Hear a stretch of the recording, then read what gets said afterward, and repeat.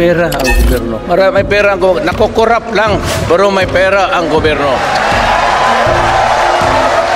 Kaya yung pera na yan, sagrado yan para sa akin. It does not belong to anybody's pocket. It will not make anybody of us here rich. None of that. Ang kami trabaho lang. Yan ang pinili namin. Ganun ang mangyayari. Tapos, sabi ko, wala tayong ibang public interest. Filipino people. Period tayo. Diyan tayo magpakamatay. Not every Filipino is given a chance to be a cabinet member or to be president. It would be an honor to die for you. Maraming salamat.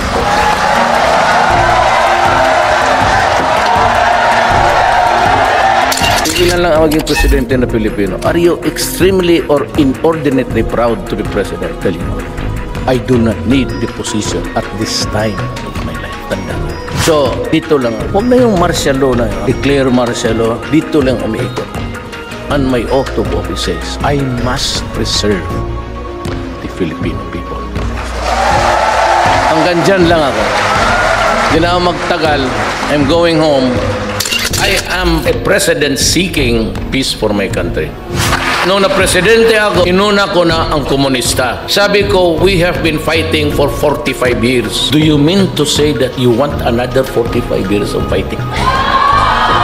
Magkasama kami, left po ako, sa left ako. Hindi ako kandidato sa mga oligarch pati mayan, left talaga. Kaya kami nakakaintindihan. Kaya kita mo yung overtures ko, pumayag sila. Nag-uusap na tayo. Wala nang gera ngayon sa ating bayan, NPA versus government.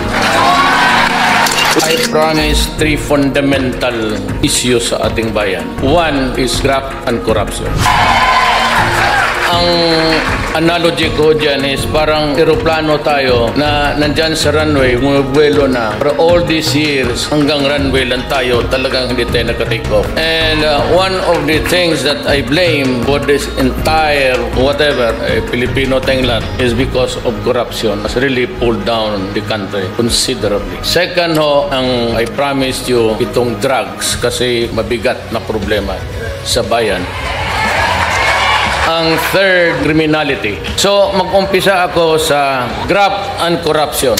Hindi ako nagbubula tapos ng eleksyon. Hindi na ako makatakbo uli. Sabi ko sa kanila, wag ninyong galawin yung maliliit na tao. Kasi yung maliliit na tao, yun yung nangailangan ng gobyerno. These are the guys who need the help or government just to be there. Yung mga mayayaman, hindi na kailangan yan. Pwede na ninyong nakawan, sabi ko. Pwede na ninyong kulapin.